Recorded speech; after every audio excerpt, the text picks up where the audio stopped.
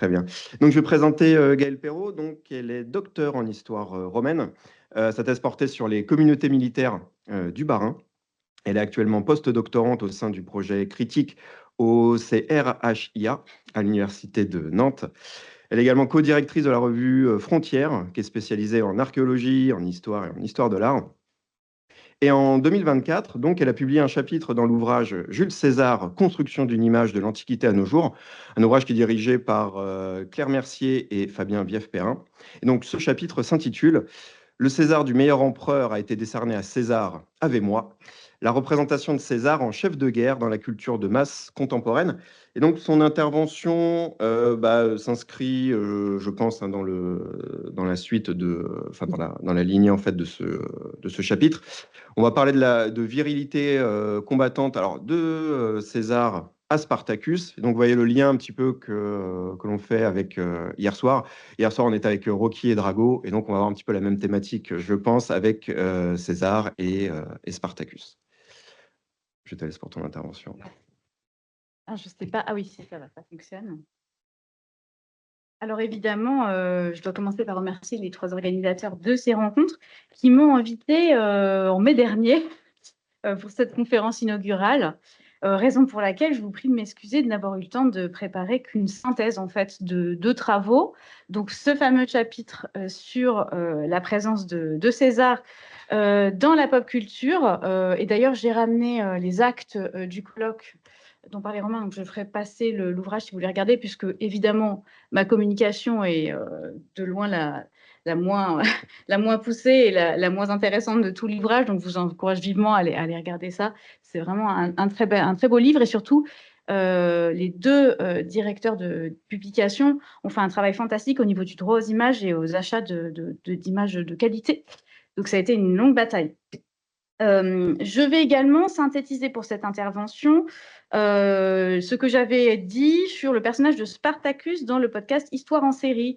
Et donc, j'ai parlé en particulier pour ce podcast d'une série. Alors oui, non, je ne vais pas vous parler des monuments du cinéma international sur Spartacus, mais bien de la série de Stars que vous avez peut-être regardé un petit peu honteusement il y a quelques années. Puisqu'il ne s'agit évidemment pas d'une série de grande qualité, mais vous verrez qu'elle dit beaucoup de choses sur notre représentation de la masculinité. Alors, ces 2 personnages, César et Spartacus, n'avaient absolument pas quitté mes réflexions en réception de l'Antiquité, puisqu'en fait, la virilité combattante demeure une thématique encore ô combien d'actualité. C'est une thématique sur laquelle je travaille encore régulièrement. À l'heure où les hommes du monde entier confient sur TikTok penser à l'Empire romain tous les jours, hein, quelle que soit bien sûr la définition qu'ils donnent au mot romain et au mot empire, et à l'heure aussi où se distingue sur les réseaux sociaux le broïcisme. Alors, petit aparté, on a du Google Analytics maintenant, donc on ne peut plus faire d'analyse à partir de Twitter, pour les raisons que vous savez. Je n'évoquerai pas le fameux salut romain aujourd'hui, je vous rassure. Mais sachez que le broïcisme est vraiment quelque chose qui a popé il y a à peu près quelques mois. C'est quelque chose qui est arrivé autour de la fin de l'année 2024. Donc, je pense que je vais faire une publication dans les prochains mois sur cette question-là qui m'intéresse vivement, puisque apparemment, le contenu sur le broïcisme est pour la grande majorité produit par des IA. En effet, on s'inspire pour beaucoup de certains textes, de certains manuels sur le stoïcisme mal compris et mal digérés par des influenceurs autoproclamés en virilité. Et les IA restituent des vidéos de développement personnel de qualité variable, mais généralement médiocre. Alors de fait, la thématique, hein, celle de la virilité romaine et grecque, n'a que faiblement perdu en vitalité avec les années. Et il serait pourtant légitime de s'étonner d'une telle popularité au regard de la très sérieuse remise en question de la virilité combattante depuis ces dernières décennies. En effet, la violence et les humiliations imposées au corps des recrues dans les conflits du 19e et de la première moitié du 20e siècle ont entraîné, on le sait, la démythification du stéréotype militaro-viril, qui avait été notamment étudié par Stéphane Audouin-Rousseau. Et tout cela a initié une période de réinvention de la figure du guerrier. Néanmoins, depuis les années 1950, la virilité militaire n'a pas totalement été abandonnée par les productions artistiques et publicitaires. Au contraire, nombre d'entre elles puisent encore régulièrement dans l'imaginaire antique pour porter à l'écran ou sur le papier des héros disciplinés et tout en muscles. De fait, alors que les conscrits du XXe siècle reste souvent évité ou ignoré par les productions hollywoodiennes, notamment parce qu'il soulève des questions mémorielles complexes. Les soldats citoyens antiques, eux, restent souvent assez appréciés, parce que ces derniers offrent au public des modèles de vertu en présentant souvent des personnages très consensuels, qui se battent au nom d'un idéal collectif, pas nécessairement défini d'ailleurs. Et le combattant romain en particulier ne paraît jamais tomber dans l'excès dans les films, dans les séries, dans les jeux vidéo. Il ne tombe jamais dans la caricature, jamais dans le ridicule. Pour préserver ou rétablir la res publica ou le mos maiorum, il ne semble n'en faire jamais trop. Alors, à ce titre, César et Spartacus sont sans doute les chefs les plus emblématiques de la culture de masse contemporaine, parce qu'ils sont souvent érigés en modèles de virilité en matière de corps, de vertu et de projets collectifs. Alors, je commencerai par évoquer la question des corps virils de ces deux personnages, et notamment celui de César, qui est souvent montré, porté à l'écran comme l'incarnation de la virtus militaris, de la vertu militaire, si on veut traduire simplement. Alors, nous avions, à l'occasion du colloque dont je parlais en introduction, nous avions mené en amont une étude au musée au parc d'Alésia auprès des visiteurs. Alors, je ne vais vous mettre ici que des extraits de ça, mais on pourra en parler si vous voulez à la pause, puisqu'on a eu beaucoup de réponses. C'était très, très intéressant. Donc, on avait demandé aux visiteurs quels étaient leurs topoi, leur représentation, leur imaginaire autour de la figure de César. Et les résultats de cette enquête nous ont montré que Alain Delon, alors que celui-ci n'a incarné César qu'une seule fois au cinéma dans un film de piètre qualité dont on reparlera, eh bien que c'était Alain Delon qui était de loin l'incarnation la plus communément répandue dans l'imaginaire contemporain pour César. Alors, si le physique de l'acteur nous paraît correspondre si bien à celui du général, c'est peut-être en raison de la fameuse boutade de la troisième personne, bien sûr, mais c'est surtout en raison de sa ressemblance avec d'autres Césars qui ont marqué notre enfance, ou peut-être celle de nos parents, comme le Rex Harrison, le César de Rex Harrison, ou surtout le Jules dessiné par Uderzo. En effet, si vous regardez les deux personnages, vous retrouvez des visages sévères qui correspondent parfaitement au canon de la beauté virile des summi viri, donc des grands hommes romains, dont les traits trahissent la dignitas et l'auctoritas propres aux grands généraux.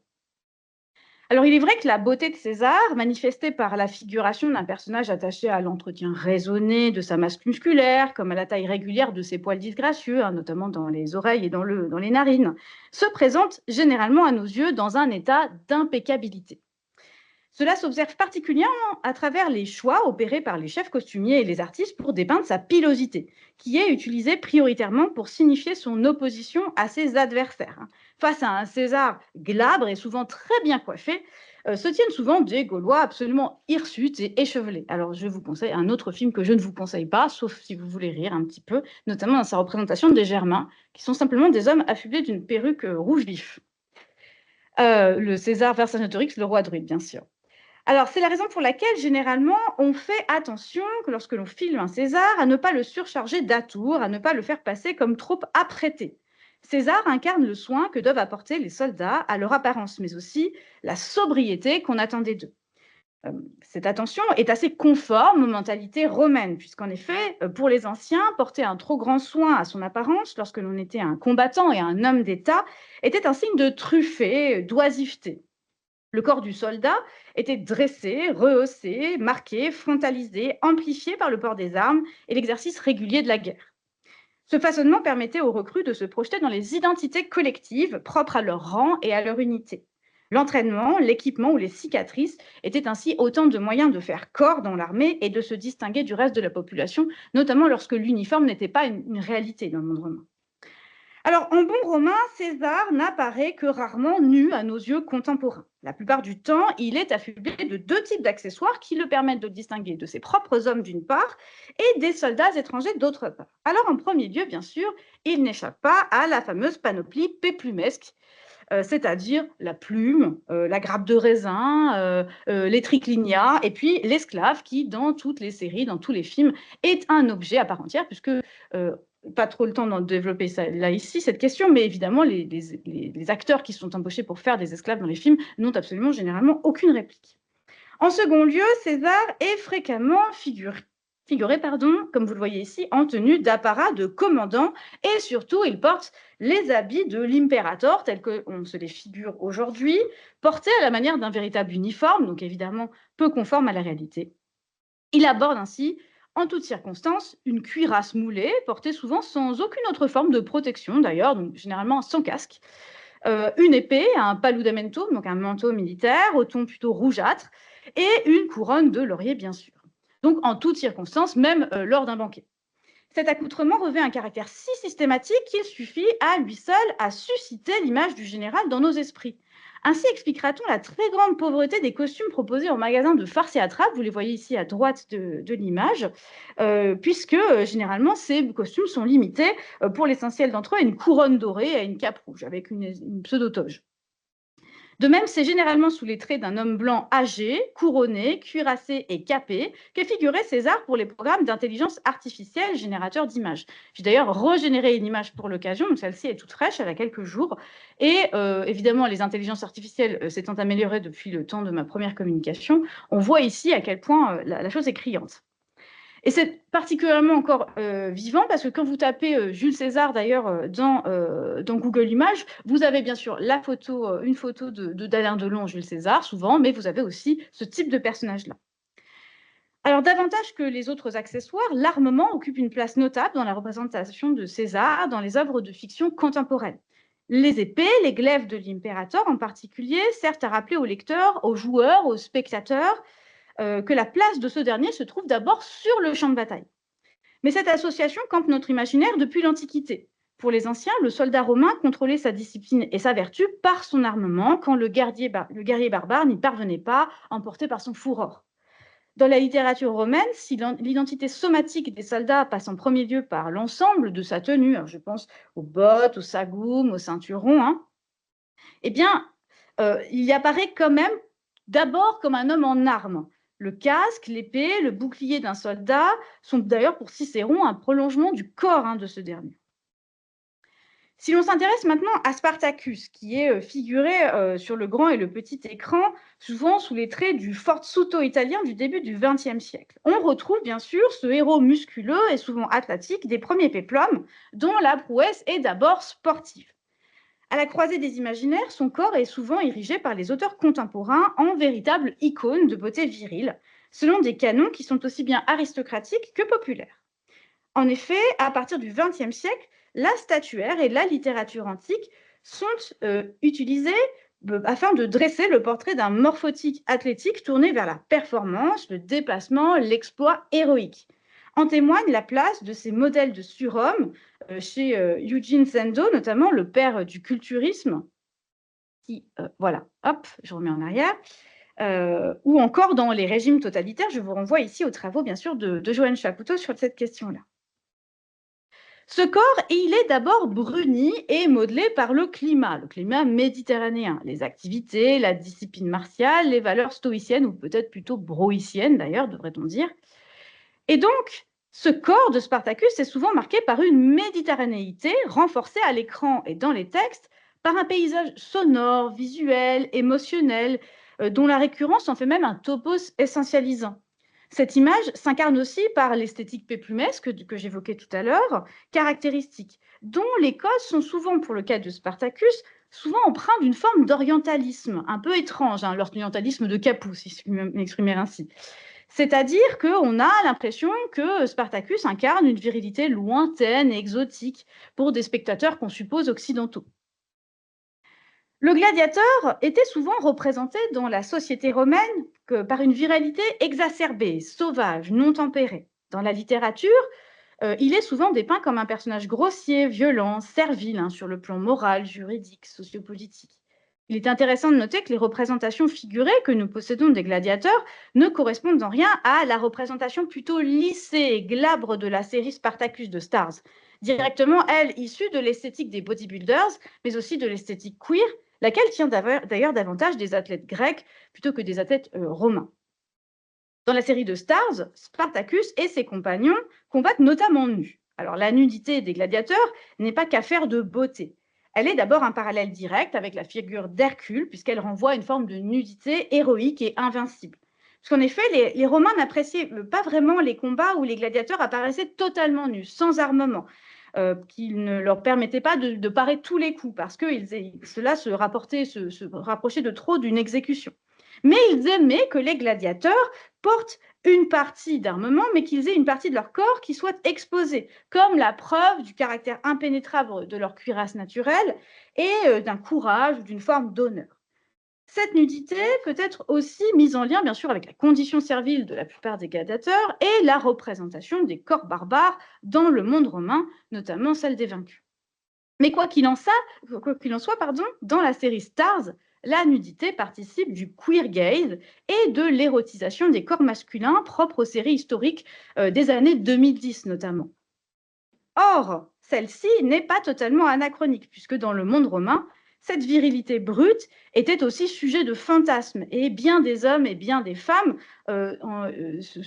étaient peut-être un petit peu trop attachés à rejoindre régulièrement des gladiateurs ou à les embaucher pour des nuits de débauche. En témoigne le roman, je pense au Satyricon, à la poésie satirique, on a des poèmes de Martial sur cette question, au graffiti pompéien bien sûr, et puis au récit historique, puisque je ne compte pas le nombre de mentions de femmes dans la littérature historique romaine, d'impératrices, de femmes de personnages haut placés, donc comme Faustine la Jeune, comme Messaline, qui sont accusées d'avoir fauté avec des gladiateurs. Évidemment, ce sont des récits qui sont empreints d'une misogynie assez importante. Alors, la série reprend particulièrement bien cet aspect, la série de Stars, puisque la quasi-totalité des matrones qui y sont figurées ne songent qu'à avoir des relations sexuelles adultères avec des gladiateurs. Mais la série se fait très attention à montrer que Spartacus et les autres gladiateurs n'y prennent pas beaucoup de plaisir, ou du moins Spartacus lui-même. Car ce dernier doit, à l'instar de César, rester comme un homme vertueux, et c'est le cœur de la série. Alors, César est donc lui aussi un homme vertueux et il est souvent dans les représentations contemporaines, dans ces représentations contemporaines, le restaurateur de la discipline militaire. Si fantasque puisse-t-elle paraître aujourd'hui à nos yeux, la tenue de César n'a rien d'une coquetterie. N'en déplaise d'ailleurs au dandy que joue Alain Chabat dans Astérix et Obélix Mission Cléopâtre. Pour les anciens, l'éclat, la beauté, la propreté de César doit manifester dans le camp l'honneur de Rome. Dans la fiction contemporaine, elle est souvent portée à l'écran comme l'emblème de la discipline militaire. Et d'ailleurs, souvent, la présence seule du général auprès de ces hommes fait littéralement resplendir, au sens premier du terme, les armures romaines d'un éclat rutilant. Alors, dans la Rome antique aussi, sachez que discipline et brillance pouvaient aller de pair. On a certains passages littéraires assez rigolos où on voit que les soldats sont évidemment invités pour maintenir leur discipline à faire rutiler leurs propres armures, et à entretenir soigneusement leurs armes. Et on a aussi des épisodes de bataille où les ennemis sont aveuglés par le brillant des armes et des armures des Romains. Alors, on ne s'étonnera donc pas que le nom de César soit de nos jours associé à de nombreuses marques de savon et de détergents industriels vendus non pour leur délicatesse bien sûr, mais surtout pour leur efficacité contre les tâches les plus tenaces. Et vous ferez le comparatif très rigolo que vous verrez peut-être dans l'ouvrage avec les savons qui s'appellent Cléopâtre, qui sont tout l'inverse. César apparaît dans la quasi-totalité des productions fictionnelles des dernières décennies comme un général vertueux qui rétablit la discipline dans les camps et agit notamment en situation de crise morale. En effet, le soldat romain conserve dans nos mentalités présentes l'image d'un homme faible et corruptible par nature. Dans le film Vercingétorix, par exemple, la légende du droit druide, les Gaulois parviennent à déconcentrer les simples légionnaires qui les assaillent à Alésia en plaçant sur les remparts des femmes dénudées et des poules. Ce type de scène est très très fréquente aussi dans la série, la bande dessinée Astérix, puisque je pense que c'est une scène typique que vous retrouvez dans beaucoup d'albums. Loin de Rome, on a souvent des soldats implantés en Gaule qui succombent à la débauche, au jeu, à l'ivrognerie, à la peur, à la prédation. Et d'ailleurs, dans l'adaptation très récente d'Alain Chabat, vous avez aussi ce genre de scène. Donc c'est c'est un topos qui revient régulièrement, qui est manifesté notamment par les tenues des soldats que vous voyez ici. Tenue tunique débraillée, chevelure rebelle, barbe de 3 jours. Cette tenue doit montrer un laisser-aller. Alors, ces scènes reprennent un topos majeur de la littérature grecque et latine, celle de l'avarice, de la vantardise et de la grossièreté des milites. En effet, nombre d'auteurs romains considèrent que le simple soldat est un glouton. Et ils dénoncent donc sa soif du butin, son manque de respect à l'égard des règles de l'hospitium, son attrait pour la boisson et les viandes braisées, puisqu'il s'agit d'un problème pour les Romains. Dans la plupart des écrits antiques, comme dans les productions culturelles du XXe et du XXIe siècle, le thème de la débauche des simples soldats apparaît comme intimement lié à une réflexion générale sur le cadre disciplinaire des armées. En fait, le regard porté est avant tout centré sur les généraux, non sur les simples soldats. Généraux qui parviennent ou échouent à contenir les instincts supposés de leurs hommes. La représentation négative des armées romaines permet donc de souligner, entre autres facteurs bien sûr, la faiblesse des compétences militaires d'un mauvais légat et souligner bien sûr sa licence. Mais on a aussi certains commandants qui semblent réussir à contrôler leurs unités par leur simple autorité, leur simple auctoritas, à l'instar d'un Scipion Émilien, un Numance, d'un Germanicus en Germanie ou d'un César, bien sûr. Dans la fiction contemporaine, dans la continuité de nombreuses récupérations politiques dont elle fut l'objet au XXe siècle, la geste de César demeure souvent prisée pour son exemplarité. Dans le film Astérix aux Jeux Olympiques, un autre film que je ne vous conseille pas, alors même qu'il s'oppose au protagoniste, César fait figure de médiateur sage et tolérant. Il entend les paroles d'Astérix et reconnaît la folie de Brutus qu'il sacrifie pour le bien de la res publica. Il parvient même à raisonner les soldats mutins sur le point de l'arrêter. À plusieurs reprises aussi, dans les albums de la bande dessinée Astérix, César se montre comme un ennemi vertueux et juste aux yeux des Gaulois. Il se place souvent contre ses propres hommes et il punit ces derniers lorsque leur comportement est jugé déshonorant. Mais je pense que c'est surtout dans les jeux vidéo que César apparaît avec le moins d'ambiguïté morale. Parce que le général y est presque toujours figuré en conquérant légitime à triompher. C'est la raison pour laquelle les scénarios se concentrent généralement sur ses conquêtes victorieuses, en Hispanie, en Afrique, en Gaule, et évitent soigneusement les conflits un peu moins guerriers, comme les guerres civiles ou l'expédition avortée en Bretagne. En outre, la mémoire culturelle de César, véhiculée à travers ce médium, résulte souvent d'un tri attentif dans les sources, pour mettre de côté les exactions qui seraient fortement condamnées de nos jours, à l'instar du massacre ou génocide des Éburons en Gaule. Spartacus, quant à lui, est souvent dans notre imaginaire contemporain représenté comme l'esclave libre par excellence. Il jouit d'une représentation aussi positive chez les anciens, en particulier chez des auteurs comme Sallust ou Plutarque. Dans les textes antiques, le chef révolté est également à de nombreuses reprises mis en scène en tant que restaurateur de la discipline militaire. Son comportement contraste avec les instincts supposés naturels de ses propres recrues, qu'elles soient serviles ou libres, selon les codes de représentation et le mépris social véhiculé dans les sources antiques à l'égard des esclaves et des simples soldats. Cette vertu fait également ressortir les vices et les failles de ceux qui ont échoué face à lui. Je pense aux prêteurs Glaber et Varinus, aux consuls de 72, Lentulus Claudianus et Gellius Publicola, mais aussi ressortir la grandeur de ceux qui ont pu le vaincre, comme Crassus et, dans une moindre mesure, Pompée.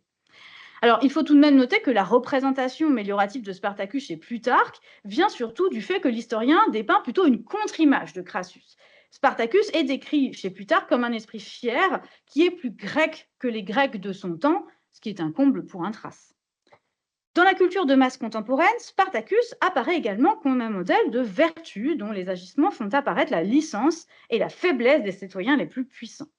D'ailleurs, toute l'intrigue de la série de Stars est articulée autour de la thématique du rapport de force entre les protagonistes masculins. Ce rapport de force est à la fois physique, moral, juridique et social.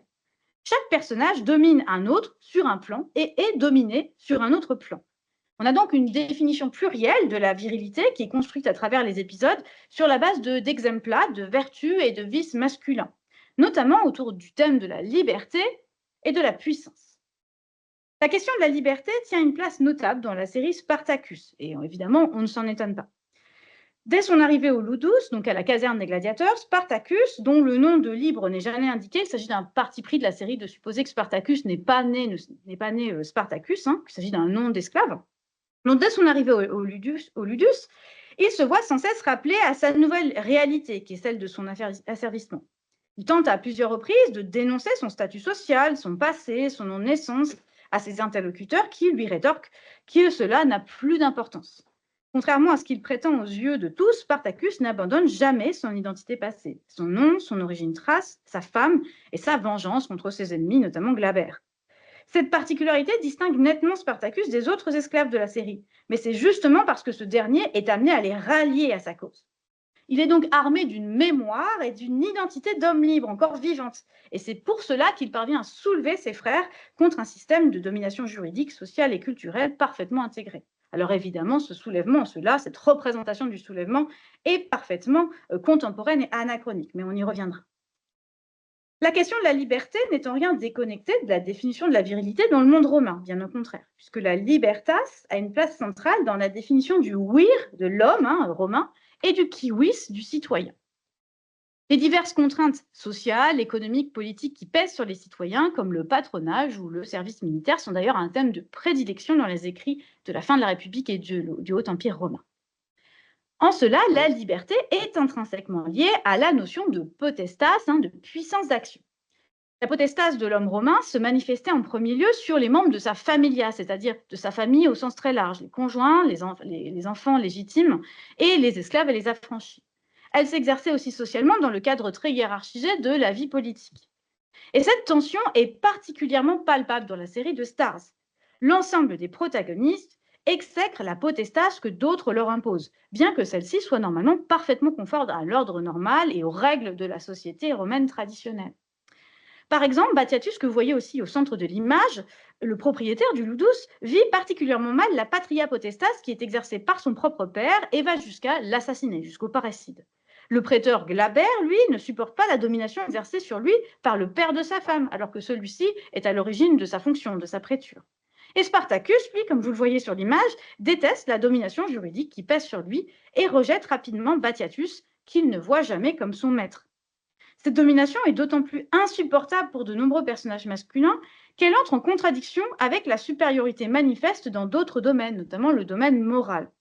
Si on prend l'exemple de Spartacus, alors qu'il incarne à bien des égards l'homme vertueux selon la définition romaine, il vit très mal le fait d'être dominé par son maître Batiatus, qui a une allure efféminée, qui est fourbe, qui est cruel et qui a un mépris pour l'ordre et la hiérarchie, qui n'est donc pas un exemplum d'homme vertueux. C'est justement cette tension, cet affrontement entre plusieurs modèles de virilité qui pousse l'intrigue et amène Spartacus jusqu'à l'inéluctable, la révolte. Et Rome n'aime pas la sédition, c'est un fait. Mais le héros de la série, il semble ici forcé. C'est son destin, si vous voulez. Il doit, contre l'entropie d'un système, utiliser tous les outils de régulation ordinaire des forces antagonistes. Je reprends ici les termes utilisés par Edgar Morin pour définir la crise. Spartacus, comme César, en fait, est donc forcés à agir ainsi, car ils agissent tous deux pour le bien commun. Ils sont les garants de la cohésion sociale. Dans la culture de masse contemporaine, César apparaît surtout fréquemment comme l'ultime garant de l'esprit de corps. Son autorité seule suffit bien souvent à faire de la multitude de ses troupes une armée unifiée qui agit comme un seul homme. Dans Astérix, le domaine des dieux, on assiste même à la formation d'un véritable robo-légion, une sorte d'agglomérat de légionnaires sous les traits d'une sorte de Goldorak antiquisant. Il est vrai que les anciens attendaient d'un soldat d'infanterie qu'il tienne sa position coûte que coûte pour maintenir l'ensemble de la formation. Il était vital pour les autorités romaines de favoriser l'esprit de corps afin d'assurer la cohésion des unités, l'efficacité de l'exécution des ordres et de permettre aux soldats de garder courage et espoir face au danger. Certes, pour les Romains, il s'agissait pourtant d'un véritable défi, car pour eux, le soldat n'était pas naturellement enclin à se fondre dans la masse. Au cinéma et à la télévision, c'est tout le contraire, puisque généralement, on représente l'armée romaine comme une forêt de boucliers et de lances parfaitement ordonnées, et le regard du spectateur est placé à l'extérieur de cette machine de guerre. On en vient même à oublier l'individualité des milites. Il existe bien quelques productions récentes, un peu à contre-courant. Je pense par exemple à la très bonne série Barbaren qui porte sur le désastre de Teutobourg, qui tente, à l'instar de l'élan historiographique insufflé par John Keegan, de dépeindre la réalité du combat du point de vue du soldat, avec une sorte de Miles gaze, si vous voulez, au ras du sol, un peu à la manière des grandes fresques historiques qui ont été dédiées aux conflits contemporains. Je pense à Dunkerque, à 1917. Mais dans l'immense majorité des films et des séries qui mettent en scène les armées césariennes, le spectateur n'est pas invité à adopter ce Miles gaze. C'est sur le général qui parvient à mettre en branle ce formidable mécanisme que se centre le point de vue du spectateur.